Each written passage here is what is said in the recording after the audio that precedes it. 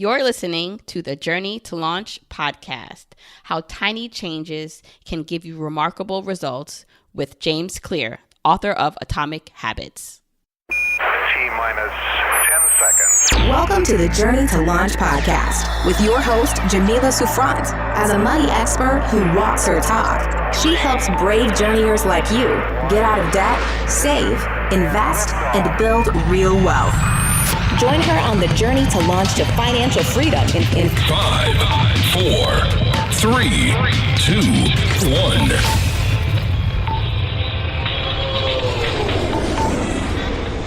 Hey, journeyers. Welcome back to the Journey to Launch podcast. If you're a returning journeyer, if you're new to the podcast, to this content, hope you will stick around and come back. I think you will after this episode. I at least hope you will, because I have a very special guest.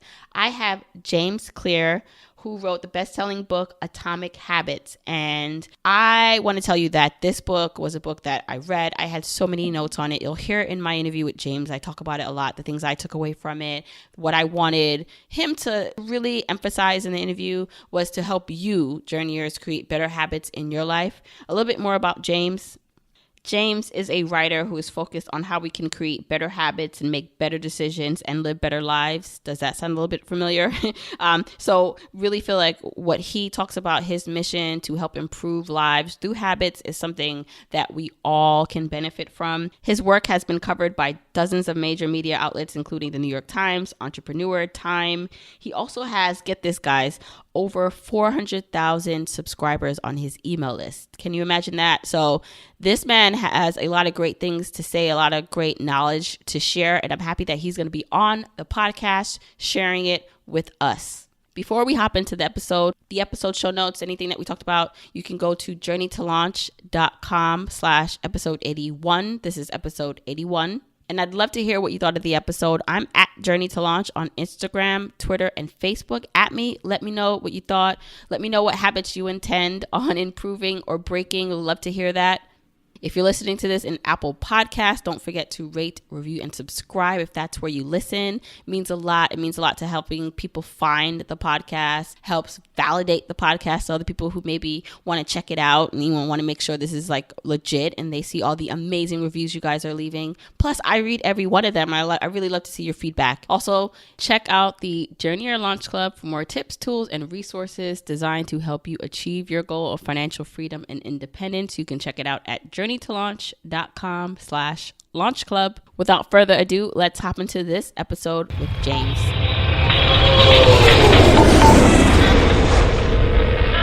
Hey journeyers, I'm super excited to bring on today's guest. I have been devouring his book, Atomic Habits. I am really excited because this is one of those books that I really believe gets really deep into some of the concepts and things we need to implement in our lives to actually succeed, not just in life, but in our finances, in our journey, and having a happy, productive life. So thank you, James, for being here. Welcome to the podcast. Hey, how's it going? I like bringing on different types of guests and different types of content. I don't only like talking about money and about numbers. I really like to talk about the things that really support this journey to financial freedom and independence. And I believe habits is a big part of that. And so, James, one of the things I really liked about your book is how deep you go into like the structure and the intricacies of creating habits and breaking bad habits. But I wanted to dive deeper into like the actual name, because I think it's brilliant. Why the name Atomic? Why Atomic Habits? Why did you choose that? Sure. So I first, to your point about covering different types of content, I think that's smart. You know, like there are a lot of things that are part of the financial journey, and one of them is figuring out how to master your own psychology and mindset and your behavior and habits. And really, you know, any financial journey is going to take a long time. So figuring out how to dial your habits in and how they work and how to shape them so they work for you rather than against you is definitely a big part of that process. To your question about the phrase atomic habits, so I chose the title Atomic Habits for three reasons. So the first meaning of the word atomic is what you might expect, so like tiny or small, like an atom. And that is a key piece of my philosophy, that habits should be small and easy to do. But the second meaning of the word atomic, and one that's often overlooked, is that atomic can mean the fundamental unit in a larger system. So atoms build into molecules, molecules build into compounds, and so on. And in a way, habits are sort of like the atoms of our lives. They're like these little fundamental routines that you do each day. And when you put them all together, you end up with the overall system of your daily routine or your daily ritual. And then the third and final meaning of the word atomic is the source of immense energy or power. And I think that if you combine all three of those meanings, then you understand the narrative arc of the book, which is if you make changes that are small and easy to do, and you layer them on top of each other like units in a larger system, then you can end up with some really powerful results in the long run. And so I feel like that phrase encapsulates kind of my overarching approach and the way that I try to attack building better habits and creating a system of change in your overall life. And like you said, it's so integral to to your overall life, but then it's something that a lot of people don't focus on. So I remember when I first started talking about this content, and I had the formula, which is, a formula everyone uses, like the income minus expenses equals what you can do with reaching your goals.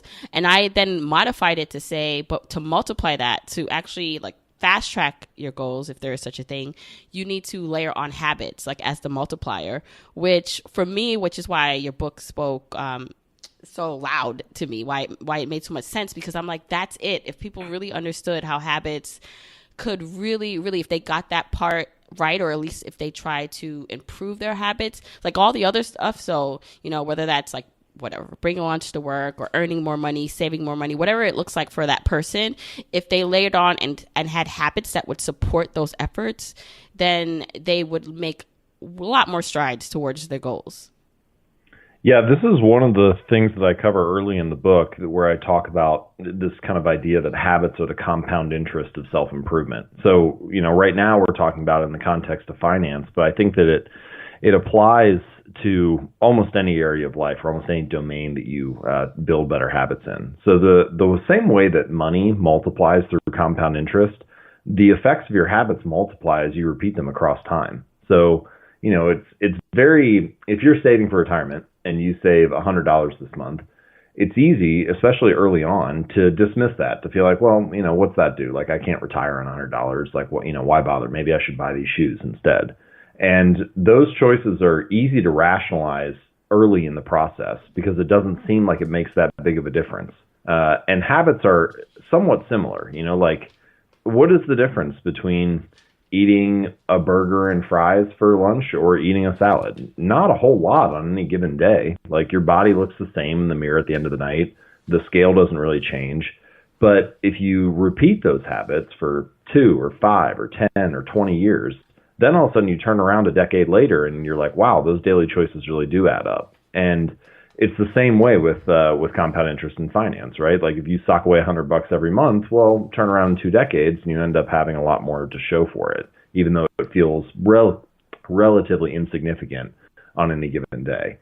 And I think once you understand this, once you can see it a little more clearly, how habits don't just add up, they actually compound over time, then you start to appreciate the fact that those daily choices are really the difference between living your ideal life or your best life or maximizing your potential and just kind of puttering along at an average pace.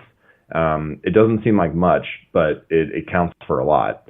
I actually have a personal example of this. I just finished doing my annual review for the past year, and I track how many workouts I do. And I did okay this last year. I was busy launching the book and doing other things. But on average, I had about 1 less workout per week this past year than I did 2 years ago. And if you look at the numbers, if you look at the results, I didn't hit any personal bests or personal records in the gym this year, whereas I hit 3 the year before. It doesn't sound like a lot, but 1 workout a week was the difference. That was the gap between my best performances and my average performances. And I think that thin margin between your best and mediocrity is sometimes surprising. We don't fully appreciate just how much dialing in your habits on a daily or weekly basis can count for in the long run.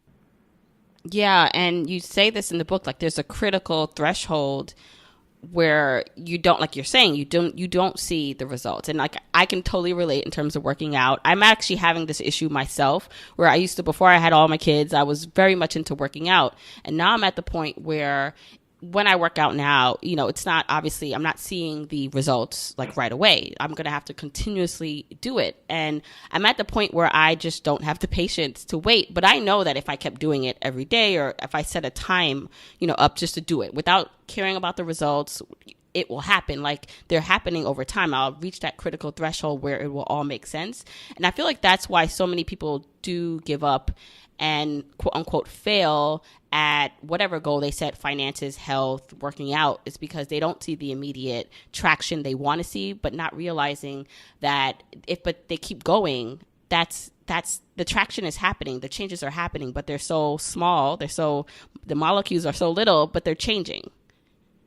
Well, and this is why I think it's important to build what I call identity-based habits rather than outcome-based ones. Because if you just are focused on the result, then it's very easy, especially for any of these things that are more of a long game, like getting fit or saving for retirement or paying off your mortgage or writing a book. All of those things are very long projects. And so if you make it just about the end result, just about, you know, being financially independent or having your house paid off or having the book finished or hitting a certain number on the scale or having six-pack abs or whatever, if it's only about the outcome, then it's really hard to feel motivated in the long run, you know, day in and day out, because you're still waiting for that to accrue. But if instead you make it about the identity, right? It's not about getting to a certain number on the scale. It's about becoming the type of person who doesn't miss workouts, right? It's not about the outcome. It's about being a certain type of person. Or it's not about, you know, having $1 million in the bank. It's about being a saver. If you can internalize that identity and build your habits around reinforcing being a certain type of person, then every time you show up, you can feel like it's a success, right? Like the goal is not to write a book. The goal is to become a writer, because then when you sit down and you write, even if it's only one sentence or only for 10 minutes, you're being a writer. You're reinforcing that identity.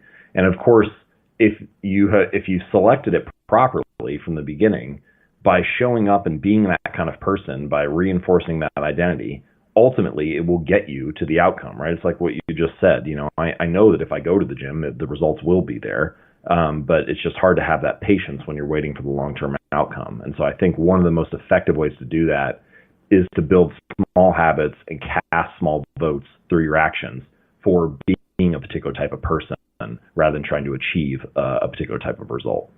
Mm-hmm. And that reminds me so closely to the be, do, have model. Have you heard of that? Yes. Yeah. It's very similar to that, right? Like so often we think, oh, I need to have this outcome and then I'll be who I want to be. But instead just invert it, right? Like I need to act like this type of person, be this kind of person. And then eventually the outcome will come naturally. Right. And for those listening who have not heard of that, that's the model. Like the do, have, be is what most people operate from, where they think they have to do the action. They have to, and in the case of your book, we're talking about you're going towards like the action. That's what you're doing it for the outcome, versus like the identity-based habit, using it as a be, do, have model. You become the person who does those things first, and then you'll have those things next. So I think it's important, because that, I think, is the missing link. It's so simple. It's such a simple concept, but it doesn't mean that it's easy. It's not an easy concept, because so many of us are into instant gratification and, you know, have problem with discipline in certain areas. So I love that you kind of differentiated like that. We should be basing it on identity, and which reminds me also that it's all about the journey. You know, this is a thing where you're not going to see the outcomes, but the journey, like the fact that you're on the journey, like you have to find joy within the process, because that is what it's all about. And while you find the joy, while you're not paying attention too much to the outcomes will happen. Yeah, I agree. Okay, so one of the things you talk about is that we have to also like operate in terms of our habits. Like all habits kind of fall under like these four, like this four-prong like approach or system, and that's the cue system, the crave, response, and reward. it's not really a system, but it's like this is the process in which habits are formed, good and bad. So can you talk a little bit about that? Sure. So yeah, I like to think of it as like a 4-step framework, and you can pretty much think of all habits and possibly the majority of human behavior as going through these 4 stages, progressing through them in some way. So the first stage, as you mentioned, is the cue. So the cue can be anything that catches your attention. It could be like your phone buzzing in your pocket. So that's like a tactile cue, a touch cue, physical sensation. But often cues are visual. Humans are very visual creatures, so it's often something you see, whether it's, the notification lighting up on Facebook or Instagram, or a plate of cookies on the counter or something like that. And it's that cue that initiates the habit of, clicking on the notification or eating the cookie or so on. The second step is craving. And this is really about how you interpret the cue. Like I'm not talking just about, often we use the phrase craving, like, oh, I'm craving a donut or I'm craving a cigarette or something like that. But you can also crave to take any action. Like if you pick your notebook up off the table, in a sense, you wanted to pick it up. You were motivated for it to do it. You craved that action. So craving is kind of the motivational force that drives you.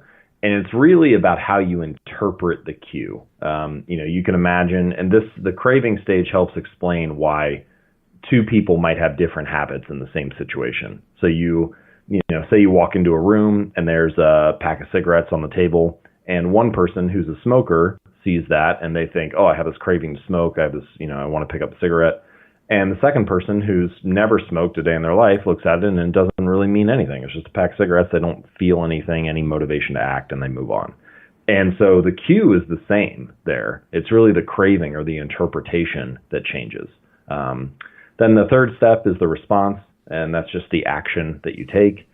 And then finally, there's the 4th stage, which is the reward. And the reward, it serves a couple purposes. The first one is that it satisfies the craving that you have beforehand, right? So you walk into a kitchen and you see a plate of cookies and you have this craving, this desire to eat one. And when you bite into it, the reward is it satisfies the craving. It resolves the craving that came before the action. And then the second thing that the reward does is it teaches you what to do again in the future. So experiences that are rewarding, that are enjoyable, teach your brain, hey, this felt good. Like, let's do this again next time. And experiences that have a consequence rather than a reward are not rewarding. There's usually a little bit of pain or disappointment, and it kind of trains your brain to say, hey, this didn't work out. Like do something differently next time. And this happens in all kinds of ways all day long, even small ones that we don't even think about. Like if you are learning to tie your shoes, and you kind of try to fumble around with the knot and it doesn't quite catch and you can't tie them, then that's, in a small sense, disappointing, or it's not very rewarding. And so your brain is like, oh, that didn't work. Next time I should try a different way of looping this, this string around.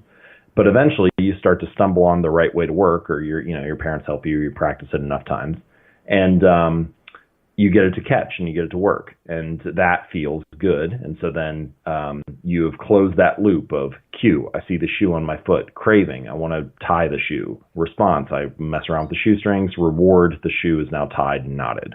And pretty soon, after doing that a couple hundred times, you can tie your shoes without thinking about it. And this is kind of the role that all habits play. They go through these 4 stages, and the more that you repeat them, the more that you kind of run through that cycle, you begin to automate the actions that you take. And pretty soon you can do these things without thinking about them at all. And habits allow you to free up your attention and energy to focus on other areas of life. Now you can tie your shoes while you're thinking about your to-do list for the day, or talking to your partner, or so on. And so that's kind of how those 4 stages work and how they describe what a habit is. Right. And I love how you break down like where this is the framework, but once you know that, and so let's just say there's something you do want to change or improve. So there's a habit you want to begin, that's a good habit, or there's a habit you want to stop, that's a bad habit. And if you understand like the framework of that particular action or habit that you are wanting to stop or improve, you can then set yourself up for success in achieving that goal for the habit. So for example, like the cue of like if you want to like make something better, or if you want to improve a good habit or create a good habit, you say that cue, whatever that cue is, you want to make it obvious for you. So for my example, if I wanted to work out more, then my cue would possibly be having my workout clothes on, like before I even went to bed, or like that's the first thing I see in the morning. Like it's obvious that working out like is the step versus like not having it out already, right? Correct. So for each of those 4 stages, we can come up with what I call the 4 laws of behavior change. So as you mentioned, for the cue, to make it obvious, you want the cues of your good habits to be obvious, attractive, visible. For the craving, it's make it attractive. You want your habits to be attractive, enjoyable, compelling. For the response, you want to make it easy. You want your habits to be easy, convenient, frictionless. The more convenient they are, the more likely you are to do them. And finally, for the reward, you want your habits to be rewarding and enjoyable and pleasurable. And the more that you're able to do those things, make it obvious, make it attractive, make it easy, make it satisfying, the more likely you are to stick to habits in the long run. And in your case, the example of setting your clothes out, that's a good way to make the habit of putting your running shoes on or getting out the door or going to the gym more obvious to do. If you wanted to drink more water, you could fill up 3 or 4 water bottles at the beginning of the day and set them around your house or your office in obvious locations so that you're more likely to see it. I've heard from people who want to practice their instrument more, and so they put their guitar or their violin or whatever like right in the middle of their living room so that they see it right away. And make it obvious is really about getting that habit loop started by making the cues of those good habits as easy to see as possible. Right. And when you talk about like the opposite side of that now, that the bad habits we have. So for example, if someone has a problem with shopping, there's a self-control issue with buying certain things, whereas like if they know they pass a store, it's going to be a problem. It's the same thing with like going through the framework and each step. It's like the first law, the cue, make it invisible, is how you'd break that habit. So therefore, don't put yourself in a situation in where like you see the store or you get the email that is saying there's a sale, because for you that's cue is going to set up a trigger of events that was going to be less likely for you to stop. Yeah, correct. So for each of those 4 stages, you can just invert the laws to break bad habits. So rather than make the cues obvious, make them invisible. Rather than make your habit attractive, make it unattractive. Make it difficult instead of make it easy, and make it unsatisfying. And the more that you do those 4 things, the less likely it becomes that you slide into these bad behaviors. So as you mentioned, unsubscribe from all the emails from different stores that you're buying from. Or if you tend to purchase things on Amazon or on Uber Eats or something like that, then delete those apps off your phone.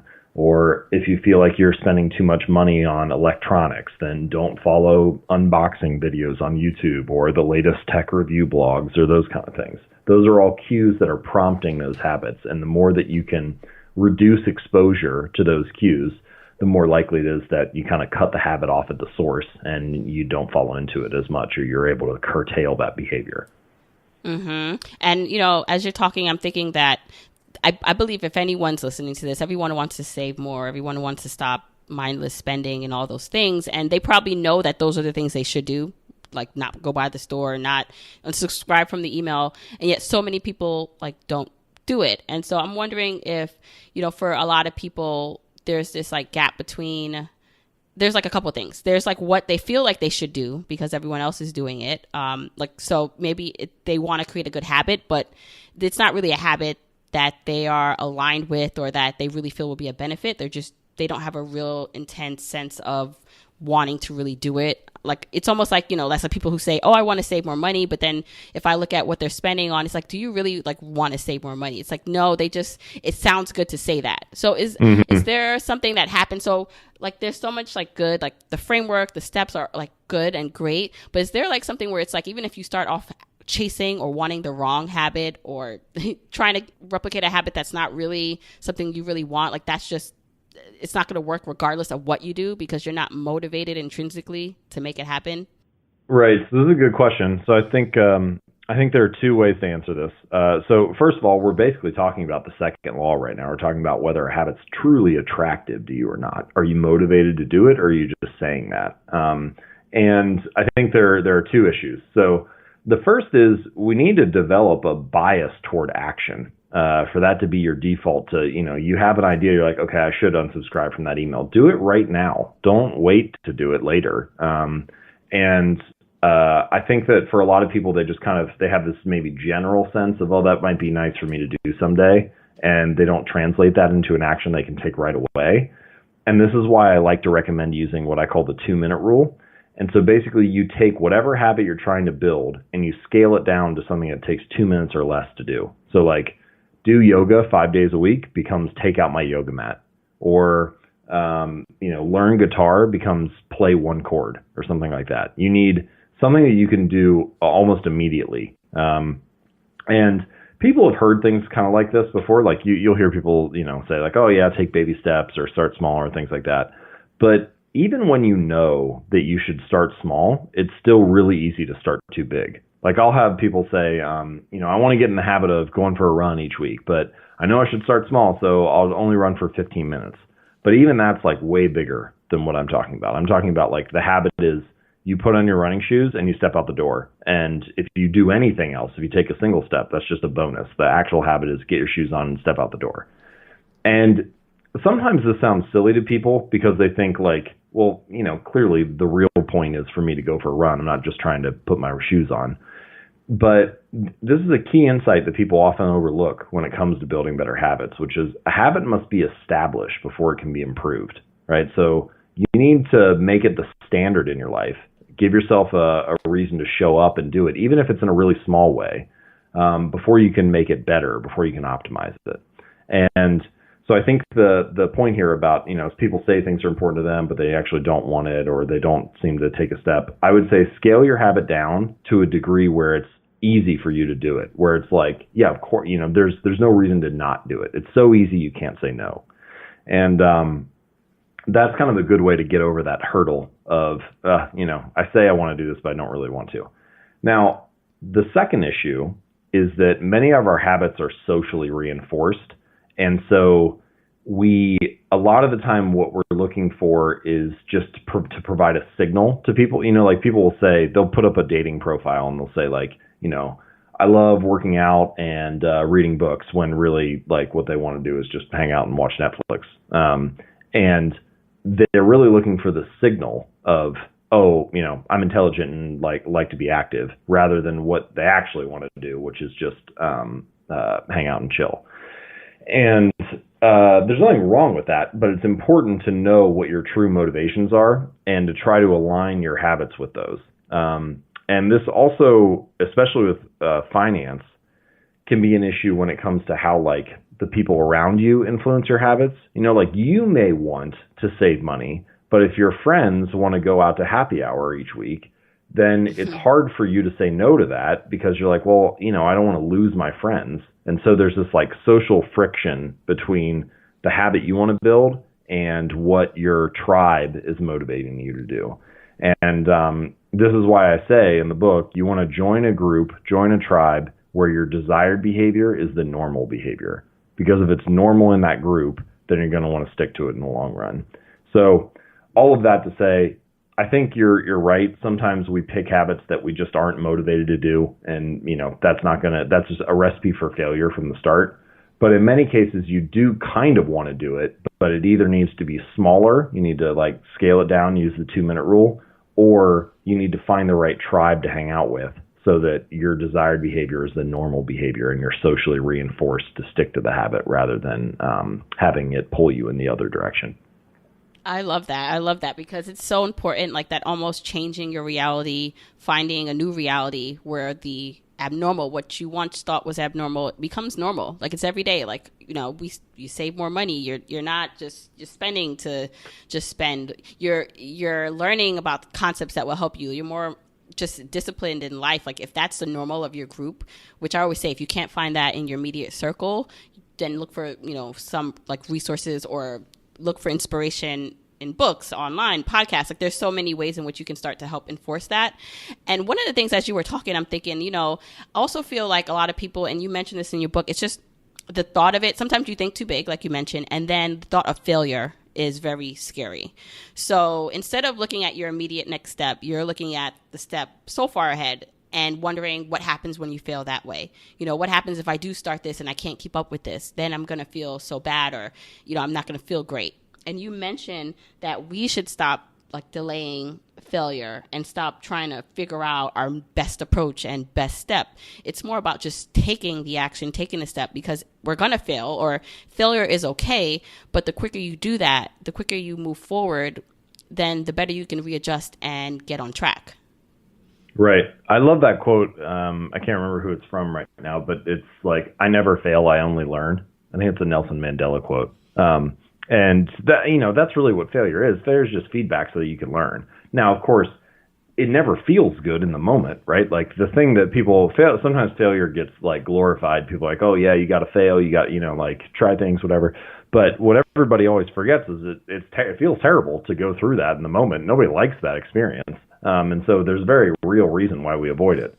But this is why one of the core things I talk about in the book is getting 1% better. You don't need to make a radical change. You don't need to like worry about the thing that's 10 steps ahead or 3 years down the line or this big ambitious thing that you're working toward ultimately. All you have to do today is find a way to get 1% better. You just need to make some small improvement. And that, I think, feels much less threatening, much less intimidating, and much more realistic and possible. And so focused on the next action, not on the ultimate action. Mm-hmm. And then that's how where we are now, right? Our present self, that's how we get closer to that future self we envision and we admire. So in terms of just in general now, all right, let's just say someone has a habit, they have this framework, they're implementing some of these steps. How does one stay consistent? So I think the biggest thing is that, okay, I can start maybe, just taking up my mat every day, right? And then maybe the next step is to do a sit-up or a squat, whatever that looks like, as you like keep inching forward. But in terms of like long journeys to something, long scales of improvement, like how do you stay focused and committed? How does one find that when it's so long until the end goal? Yeah, it's a great question. So it's one of the key things that you have to consider when building better habits. I'll give you a couple different answers. So the first thing is tactical. In many cases, the most motivating feeling in the long run is the feeling of progress. And so you want some signal that you're moving forward, some way to quantify or see that you're making progress. The simplest way to do this, and I use it myself, is just a habit tracker. Now, I say in the book I have a lot more about measurement and tracking in there, but you don't need to track every habit. Like I don't need to track like brushing my teeth and flossing my teeth or tying my shoes or unplugging the toaster after each use. Like there's just a lot of habits that once they're built, you can just let them roll. But for a few things, for the important things, it can be really helpful to track them. So like I track my workouts. This last month, I've been tracking if I journal one sentence and read one page each day. And all you do is just I actually created a habit journal. And if you go to jamesclear.com and just click on books, you can find a link to it there. But it's got a habit tracker template in the back. And so basically for each month, it has, all 30 or 31 days laid out, and you can just put a little X or a check mark or whatever on each day. But you could also just do it with a calendar. Each time that you do the habit, you just, cross off that day or whatever. And the point there is that it does a few things. First, it's like a cue. So you look at your tracker, you look at the calendar on the wall or on your desk, and you see, I've gone to the pool and swam, 3 days last week. Like, I got 3 days in a row now. I want to, make sure I don't break my streak. And it kind of has this like additive effect of motivation where the longer the streak gets, the more compelled you feel to like keep it going. And then the other thing it does is it feels rewarding in the moment. It just kind of feels good to, when I write down my workouts, it feels good to close the book on another workout. It's a small thing, but it adds a little bit of satisfaction to the moment. And all of those things, signals of progress, visual cues, feeling it, letting it be rewarding and satisfying, that drives you to stick with it in the long run. So that's the first thing. It's tactical. The second thing comes back to what we talked about earlier with identity. Ultimately, you can incentivize yourself to get started with a habit, but ultimately the way that a habit sticks is it becomes part of your identity. It's like, I don't really motivate myself to go to the gym anymore. I just go because that's part of who I am now. And you'll hear people say this, across many different areas of life. Like, for example, I don't meditate, but I've heard from other meditators that, once they view themselves as a meditator, someone who does this every day, it's like a vital part of their life. They're not thinking about it as much as they're just like, this is who I am, this is what I do. And once you've internalized it to that degree, then it becomes much easier to stick with it in the long run. And the final thing that I'll mention, which reinforces this identity and comes back to the point that we were just talking about with respect to tribes, is that if you're part of the right group, you have some external reinforcement of this is who we are, not just who you are, it's who we are as a group, and this is what we do. And that can be a very powerful way to get things to stick in the long run. So for example, if you move into a new neighborhood and you walk outside on Tuesday night and you see all of your neighbors have their recycling bins out, then you're like, oh, we need to sign up for recycling. This is what people like us do here, right? There's like this social reinforcement to get you to stick with that habit. Or, if you have a job interview, you wear a dress or a suit and a tie or something nice. Now, there's no reason you have to do that. Like, you could wear workout clothes or a bathing suit or something to a job interview, but you don't, because that's not the expectation of the group.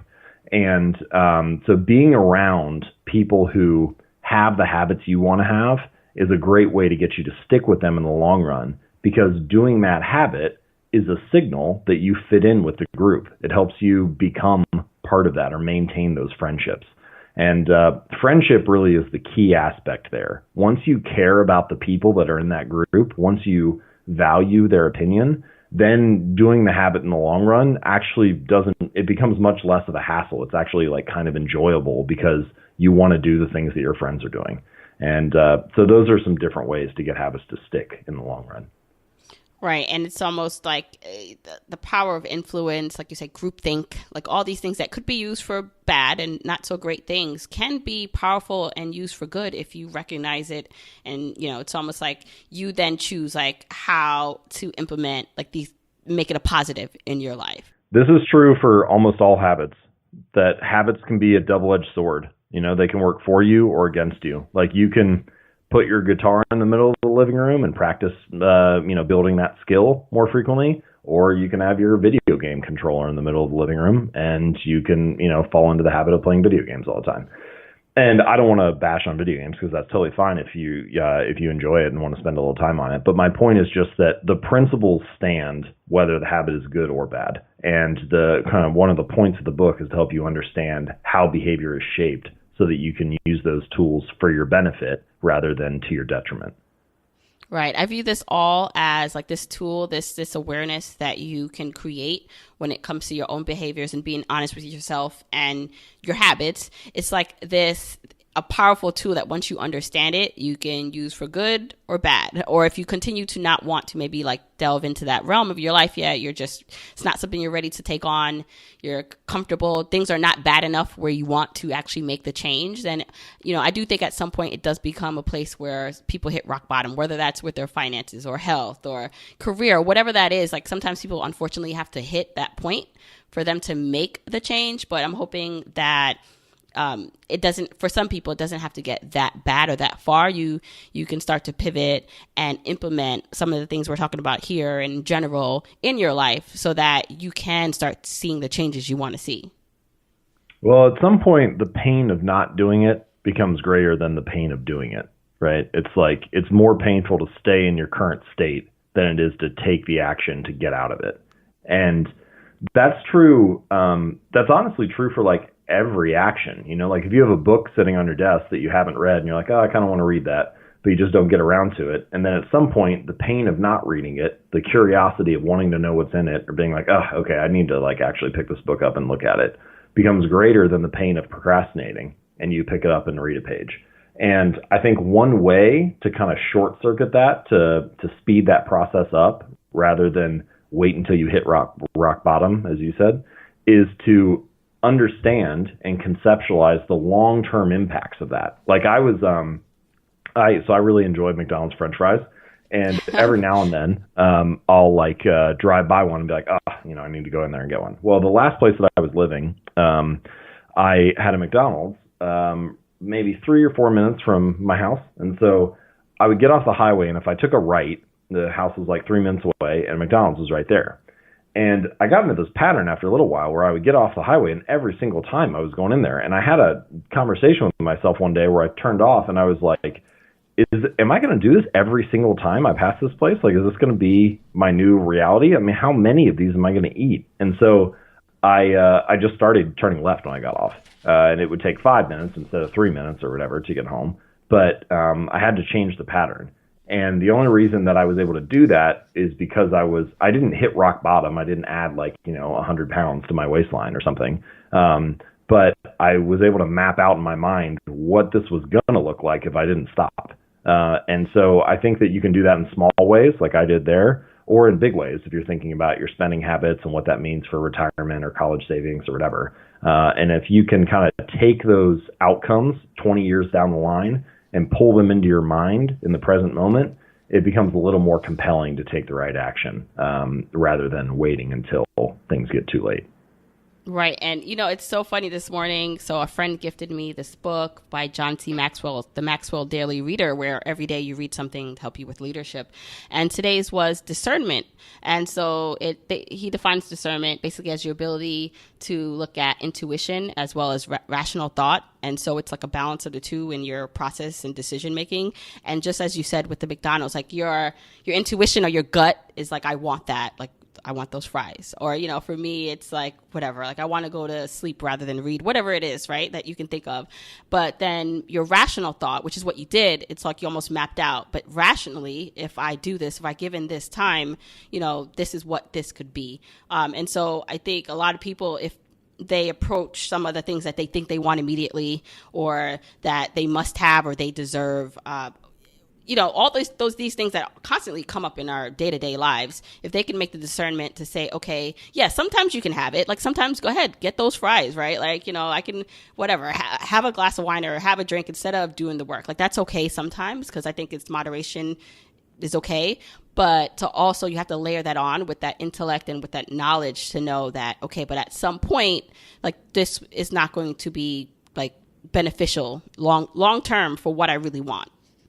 Yeah, it's fine as an indulgence occasionally. It's bad as a habit, right? So like you're like trying to figure out how to distinguish like the occasional luxury from the daily habit. And generally speaking, the vices and little things that you enjoy like that, great, it's fine as a luxury, but they can be really negative as a daily habit.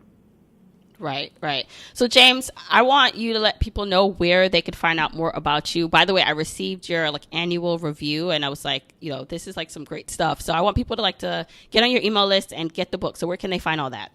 Oh, thank you. I'm glad you enjoyed it. So the best way to see my writing or, check out more of what I'm up to is just to go to jamesclear.com.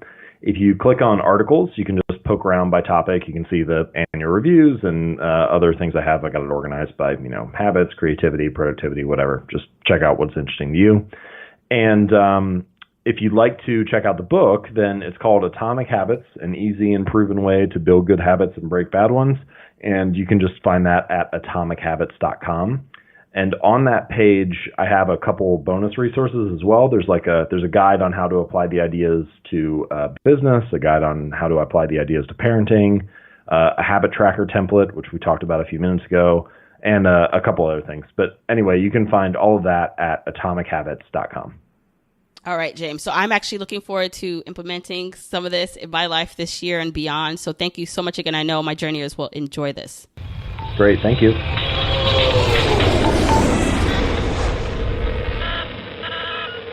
I really hope you enjoyed that conversation with James. You should really check out his book. I really enjoyed it, Atomic Habits. He talked about so many great points, so many ways in which we can implement and create better habits in our lives and stop the bad ones. So once again, if you want the episode show notes, go to journeytolaunch.com/episode 81. If you want to share with me maybe some habits you are intending to create or break, at me at Journey to Launch on Instagram, Twitter, Facebook. I'd love to hear your thoughts. You can also join the Facebook community. That's at journeytolaunch.com/community. If you are looking to really, really take your finances to the next level, to have that community support and that groupthink, but in a good way, right? The groupthink that allows you to level up and to achieve your goals, then come and join us in the Journey or Launch Club, my membership community. You can find more information about that at journeytolaunch.com/launch club. And with that, until next week, keep on journeying, journeyers.